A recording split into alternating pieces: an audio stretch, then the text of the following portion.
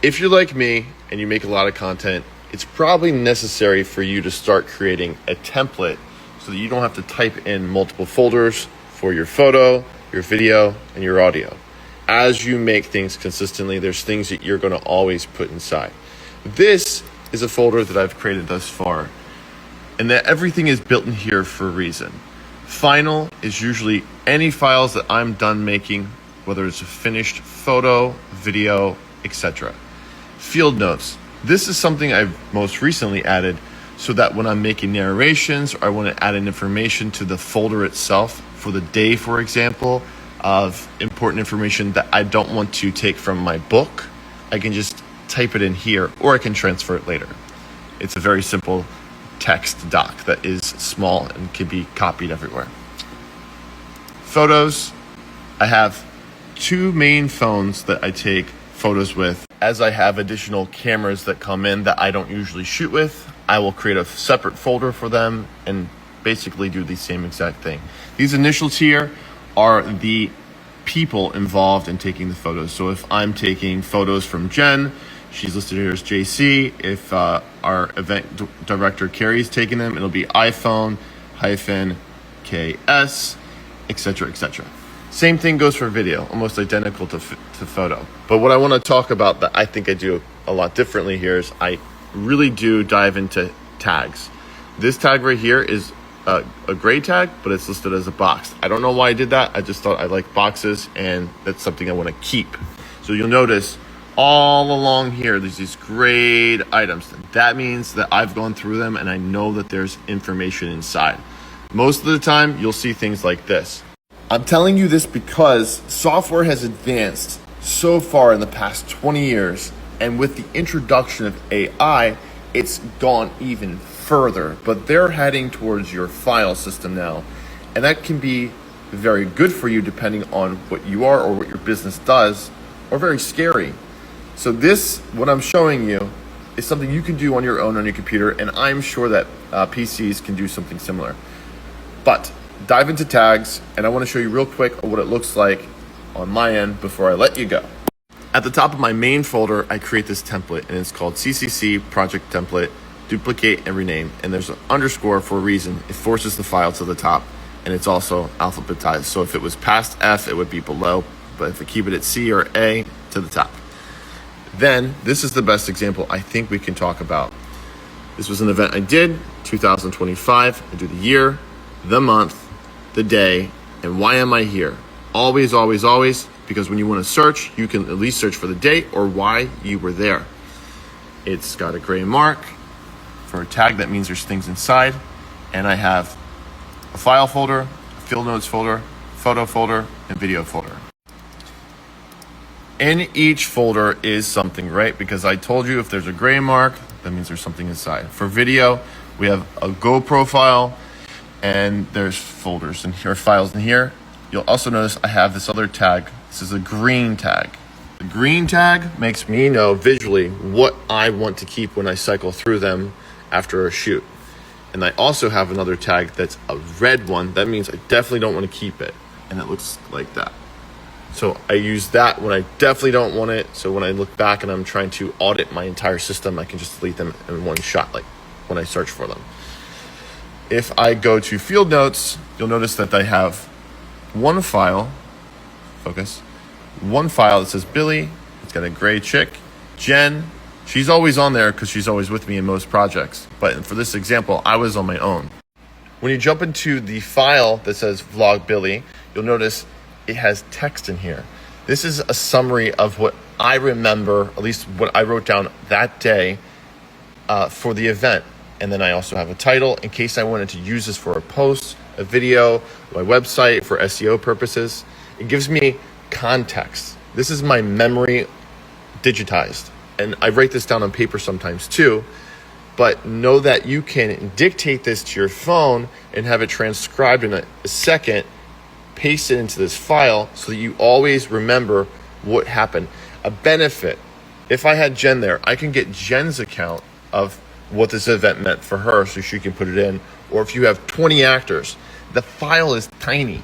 This text is 1 kilobyte. You can have so much information in here, all the time so you can pass this along to an editor or somebody who's trying to do copy for you. They don't have to work so hard to get it. To summarize, I have 3 major tags. Gray box means something is inside. Green star, those are my keepers. Red X, I don't want them. And you can click on any of these tags on the margin of your Finder. It'll take you to every single one of them in however order you want to look at it. But how do you get that? How do you make that happen? How do you edit it? I'll show you real fast. To get these custom tags made, head to the Finder app on your Mac, go to Finder, scroll down to Settings. This window will appear. You'll see it says General, Tags, Sidebar, Advanced. Go to Tags. Here is all my tags that I've ever made. You'll see that I have a lot here. I would suggest don't make a lot. Keep it simple, stick with 3 until you understand why they're so important. I have to go through these and audit myself. But let's create one from scratch. Press the plus button down here. You're gonna title it, let's just title it Test. And then you can change the color with this little circle. There's a drop down arrow here. I don't know if you can see it. You can pick whatever color you want. I choose gray because it's neutral. Neutral is a great color for something for the thing you want to acknowledge there's something inside. Green would be go, red would be stop. So that's just something very simple you can always remember. This is not common rule. This is something I made up. I think it works really well for me. So we're gonna pick gray for this test. And you'll notice down here, this is very important. Apple needs to work on this and make it better. But if you hover over these dots, you'll notice that it'll bring up what it is. This is the box. To the left or to the right is the green and it shows the star. Right is an X. This one says Jen. This one says Billy. This one says gray. This one says recipe. This is important because this is associated with your keyboard. This is 1, 2, 3, 4, 5, 6, 7. So that means 1 would be my box, 2 would be my favorite, 3 would be the X, so on and so forth. But when you choose your file and tag from your keyboard, you have to hold down Control when you're pressing these numbers. Let me show you what I'm talking about. So I'm in the template folder and these don't have any tags, right? Let's test this theory. If I just press 1, let's pick a folder, Final. If I just press 1, it shot it over to Photos. So it went over. Now let's take our cursor, press Final again. This time we're gonna hold Control and press 1. You'll notice it turns gray. I have the gray one here because it's the easiest one to get to first. And then if we press Control 2, it'll throw in the green tag. And then like I said, they're all there. If you press Command I, it'll show you all the information and you'll notice that the tags are listed here as well. I know this is gonna be a question because I deal with it all the time. If you wanna clear the tag itself, like you're like saying, I didn't mean to press 2, just press it once more. So Control 2, and it will go away. So just press the number that you didn't mean to press, and it will go away. If you, let's just go crazy mode here, pressed all your tags on at once, and you're like, I want them all gone. Control 0 will take them all away like that. Now let's use a real life scenario. I'm in a photos folder from quite recently under my name and have all of these files here. These are all shots that I took on my phone. I'm going to add in this little tip. If you double click on this divider, we're also in the columns view. Command 1, 2, 3 is columns view. If you double click this, I don't know what you call this cursor right here, double click it, it makes it tight. It like condenses. I wish it would automatically do this. It's really annoying that it doesn't, but that's the runaround. And so I can see my photo as big as it can within my Finder. I'm going to go through here, select my favorites, and then that way it allows me to know what I want to transfer into my editing software. Using my keyboard, I'll go up and down. This one I like. I'm going to go Control 2. There's Jess. She's making an awesome I love you hand sign. People in the background blurry. This is a piece. This is a dish. I like it. I like this one too. You'll notice that when I'm doing it this way, I'm finding the things that I like faster. And like this one I don't like. I will never use it. I'll use Control 3 as an X. This one too. Because when I was shooting these, I was videoing it and pressing the photos feature on the iPhone. There's Jess, she's excited. More excited, she's now looking at us here.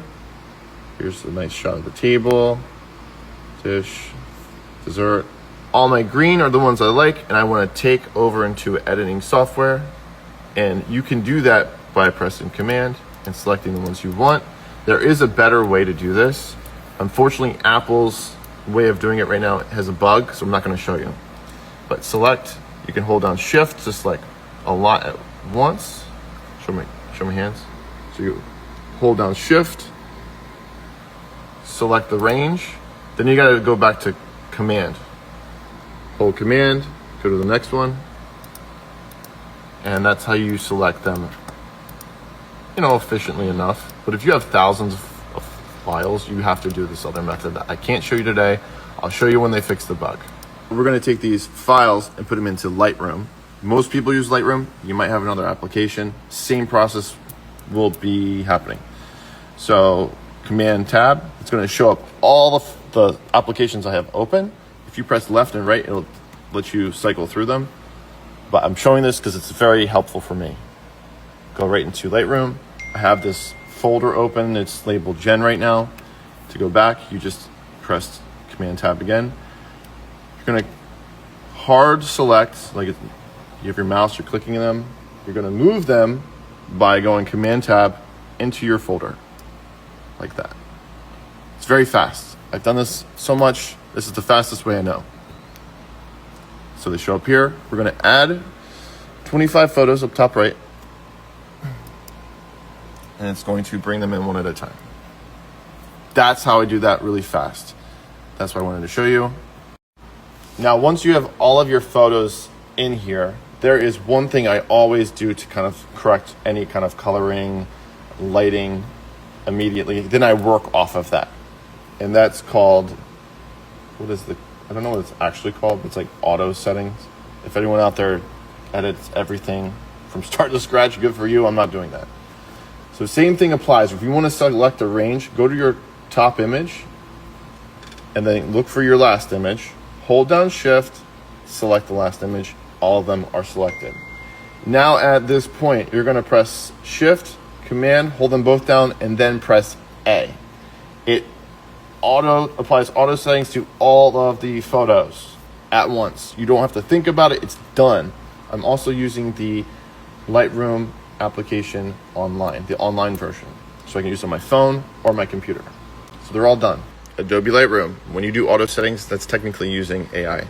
At least that's what I've been told. And if I'm not right with that, sorry. At this point, I'll go in and start moving things around. This cup looks a little cockeyed. So I press C to go to the crop tool. There's this auto button. I'll press it and it moves it over. I can then frame it how I want to.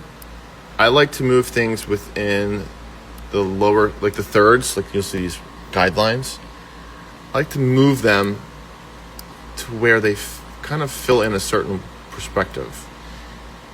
And then you can also change the aspect ratio too, right here. Right now it's 9:16. You can go 1 by 1, whatever you want, even enter a custom. I have the cup drawn more to the top, so it's filling in more of this section. So I have as my art teacher would say, little naked space down below. So it feels good visually looking at it. It's like a photo. They have more of, in your frame, they tell you to give more space to the bottom, so it lifts your eyes to the top.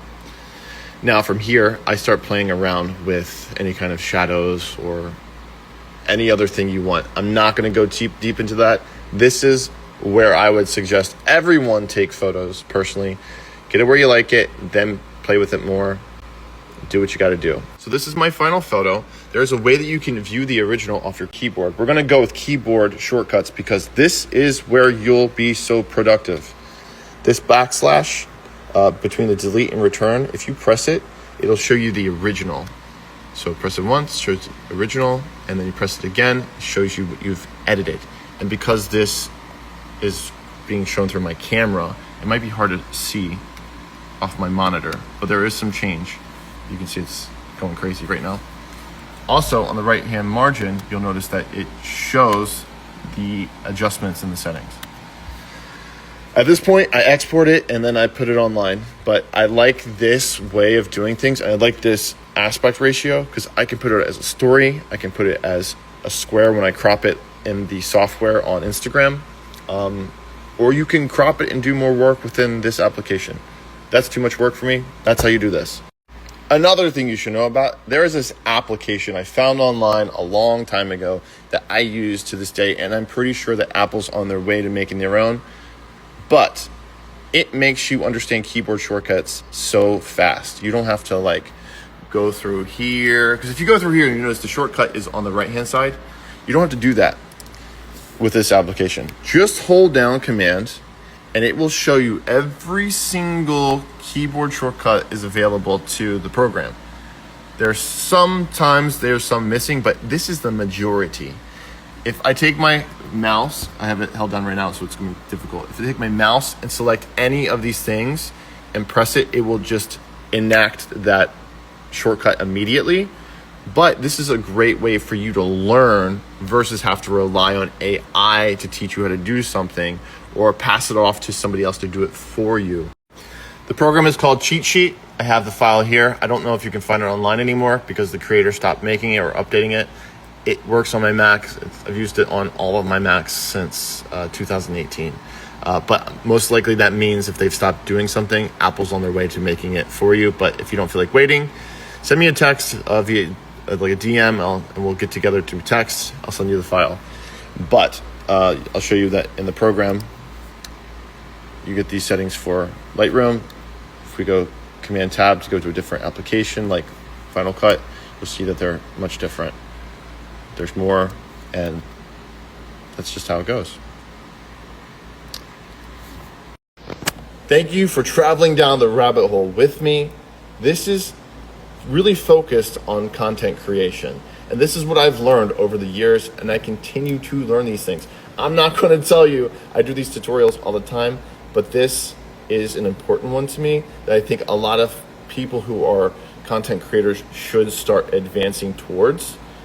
If you are doing everything on your phone, you are missing a lot of opportunity to place this content elsewhere and having it in a way so that when you start bringing in collaborations with people or project managers, a system that makes sense for everyone.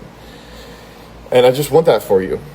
There's a lot of people I know in Philly that do great stuff, but they're lacking this part of that equation that would just advance them so fast. It just takes a little time. If you need help, reach out to me. I'm happy to let you know what I know.